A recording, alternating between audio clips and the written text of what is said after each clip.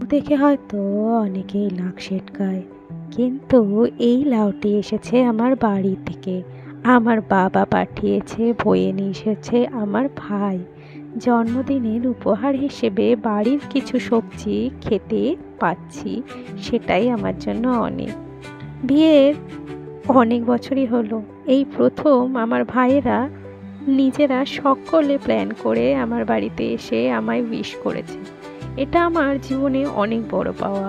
যাই হোক, বাড়ির লাউ বলে সবার আগে এটাকেই উদ্ধার করলাম, কারণ ফ্রিজে যে কেনা সবজিগুলো রয়েছে সেইগুলো আমি বাজার থেকে এনেছি, আর এটা হাতের চাষ করা সবজি। যাই হোক, প্রথমে লাউটাকে খুব ভালো করে কেটে নিলাম, কারণ লাউ কিন্তু খুব তাড়াতাড়ি শুকিয়ে যায়। ফ্রিজে কয়েকটা মাছ অনেক দিন ধরে অভিমান করে বসেছিল যে তাকে কোনোভাবে ইউজ করা হচ্ছে না। তাই জন্য রুই মাছটাকে ভালো করে আমি ধুয়ে নিয়েছি এবং তাতে হলুদ নুন মাখিয়ে কড়াইয়ে একটু তেল দিয়ে, তেলে সামান্য নুন দিয়ে মাছগুলোকে ছেড়ে দিয়েছি। এবার আর কি শুধু মাছগুলোকে হালকা করে ভেজে নেওয়া, কারণ অনেকই তো হলো এই পুজো, লক্ষ্মী পুজো, দুর্গা পুজো, কালী পুজো, ছট পুজো, মানে একটার পরে একটা অনুষ্ঠান তো লেগেই আছে। তাই এত ফাস্ট ফুড খাওয়া হয়েছে যে এবার হালকা পাতলা না খেলে পেটটা বোধহয় এবার আমার ওপরেই অভিমান করে বসবে।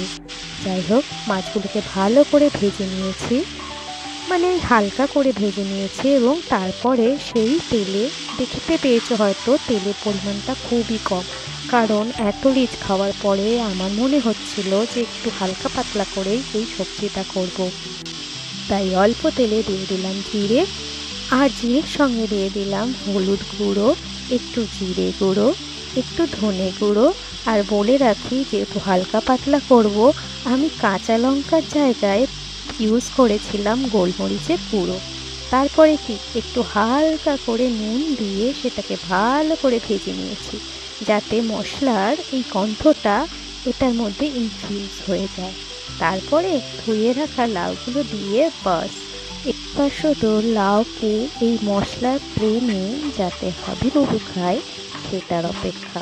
লাউ পুরোপুরি যখন মশলার সঙ্গে গদগদভাবে প্রেম করবে, তখনই বুঝতে হবে যে এই সময়ে দিয়ে দিতে হবে একটু জল, যাতে লাউটা পুরোপুরি সেদ্ধ হয়ে যায়।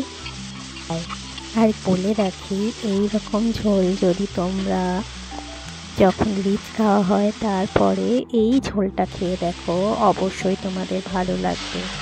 আর এটা কিন্তু এক থালা ভাত নিমেষেই শেষ করে দেওয়ার ক্ষমতা রাখে। বাঙালিদের কিন্তু অনেক রকম রেসিপির মধ্যে এই রেসিপিটাও কিন্তু অন্যতম।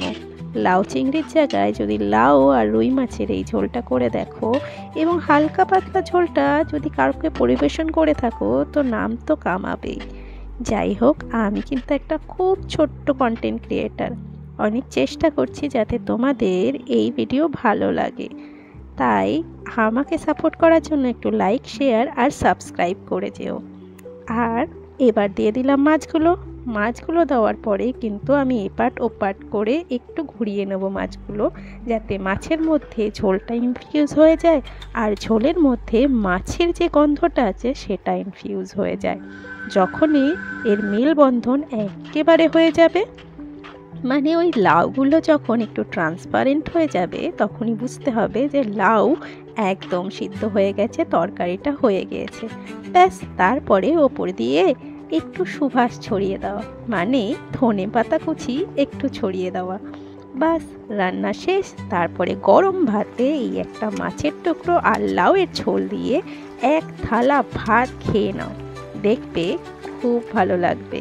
এই গ্রীষ্মের সময়ে যদি এই রকম আরামদায়ক একটু খাবার খাও, দেখবি মন প্রাণ খুলে নাচছ। যাই হোক, আমার রেসিপিটা দেখার জন্য আপনাদের সকলকেই আন্তরিকভাবে অনেক ধন্যবাদ।